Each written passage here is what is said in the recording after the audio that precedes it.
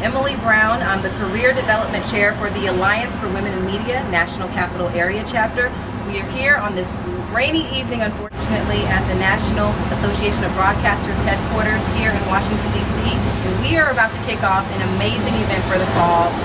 Top media executives, female media executives, tell all this evening. We have a great host of panelists here, and we're looking forward to a great evening. So Rhonda, Joy McClean, and Elaine Brown, welcome to the Alliance for Women in Media, National Capital Area Chapter. We're so excited to have you here. So I really am interested in finding out what was the impetus behind you all writing the book, The Little Black Book of Success, Leadership Laws for Black Women.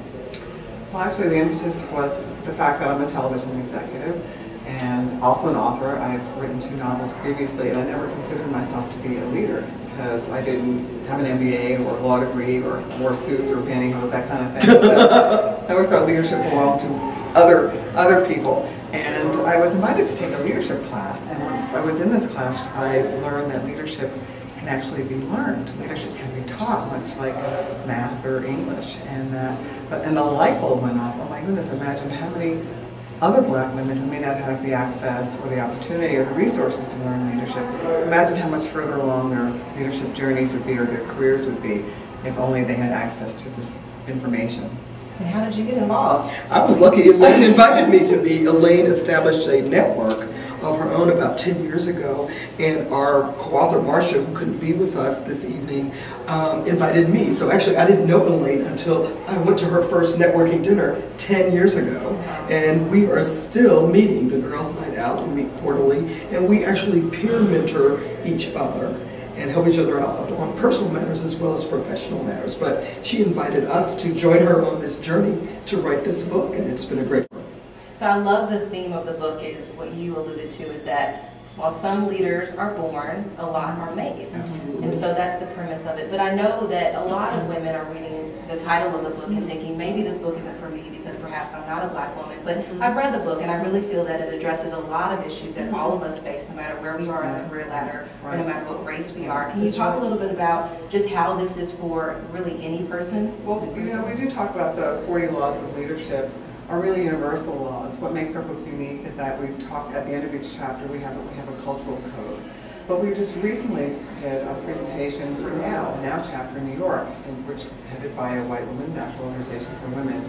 And the director there, had Post-its on just about every chapter because she was very excited about all the laws of leadership and felt it could really apply and impact, her membership as well. So, and there was a very diverse group of people there, and we're finding corporations coming to us, human resource professionals coming to us, because, like you said, the laws are universal, and a lot of people can benefit, and especially men. Men also are finding that the book is having an impact on them, and that has value for them. That's right. And although we were very purposeful in targeting this particular audience, because at the time we wrote the book 4 years ago, there were no books about leadership for black women. And we've been working for more than 30 years in our respective industries, so we wanted to address that omission. But at the same time, I agree with Elaine that the laws are transportable to any industry, any field, and really one of the examples I use is family reunions. So family reunions, churches,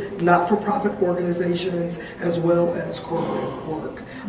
Sororities, fraternities, any place where there are people and you're trying to lead them, you can use our principles. We have had men to come. We actually have had Marcia addressed an all-white women's book club where she was the only woman of color, and the Little Black Book of Success was their featured book. So we love the fact that it is usable for anyone and applicable to pretty much any leadership situation. Right. So is there any piece of advice that you really love in the book that you can share with us right now? 40 pieces of advice. 40 chapters. If you can choose one. Okay, if I can choose one. There's one of my favorites because, and let me just say that we wrote the book that we wish we had when we were first entering the workforce. So that's why I'm just kidding that 40 chapters really resonate with me. But the chapter that I talk about the most is, regardless of your position, learn everything you can about your department, your company, and your industry, because so often we are experts at what we do and we get sort of stuck in a routine, and we talk about the ostrich syndrome, where we just have our heads in the sand and we just do our jobs and we get paid and we go and we come back and do our jobs and get paid. But is really preventing us from advancing along in our leadership journeys, and it's also preventing us from networking. It's preventing us from learning about our industry. So when we're having a conversation with our boss, we can talk to him about information that's very broad, or what's going on in the industry, and have a higher level conversation with that individual to be tapped into the business, and not just business of anything, and not just what it is that we do on a day-to-day basis. So I talk about that and networking, which really gives you an opportunity to find your mentors. It gives you an opportunity to just connect with people outside your organization. So if you are looking for a move, or to job or get promoted, then at least you do know other people. You do have access to other people, and that's important as well.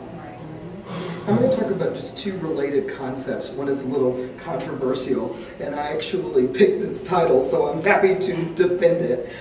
It's Don't Be the Office Mammy, and the other chapter is Not Everyone Has to Be Your BFF. I think that as women, no matter what color we are, we really work almost sometimes around the clock. Number one, to try to get everyone to like us, and a part of doing that is to care for everyone. I'm not at all against nurturing.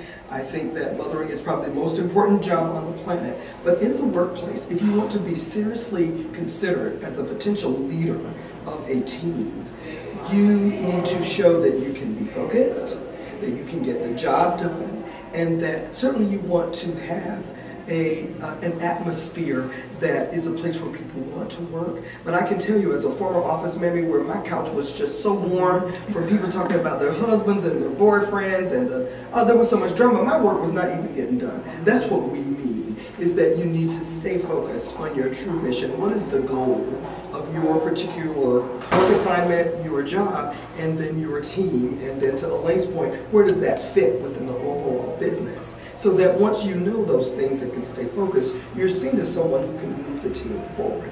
And then the other piece is, you don't have to be just loved to be a great leader. You certainly do have to be respected.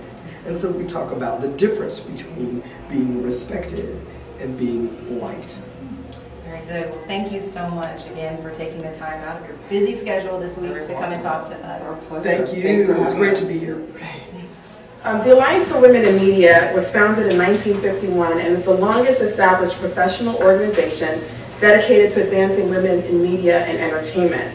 Our mission is to advance women's impact in electronic media through educating, advocating, and acting as a resource to members in the industry. It's about connections, it's about access and community.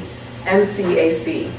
We encourage you all tonight to think about joining this wonderful organization. Two quick points. I want to talk a little bit about the way the book is structured. It is 40 leadership principles, and leadership is leadership, so the principles themselves are broadly applicable. So don't delegate well, and really good leaders delegate well. You can't do it all. You'll burn out. And you also don't inspire good followership from your team, because if they know you're just going to grab it back, they're not going to put forth their best effort, because they know in the end you're going to take it and run it anyway. To become a leader, quite frankly, we really need to get to know other people, get to know how the company works, really get to know how other industries operate. And I use myself as an example as a creative person, because I never thought that business had anything to do with me, because I am a creative person. Leave the business to the business people.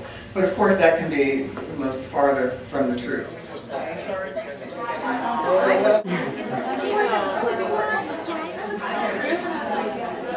Hi, I'm Rhonda Young. I'm Derek Young. And we are MahoganyBooks.com, and we're just delighted to be here with the authors of The Little Black Book of Success. And the book is also available at MahoganyBooks.com. It's a great resource for women in career and leadership roles, and it's a great guidebook that will be very beneficial for them.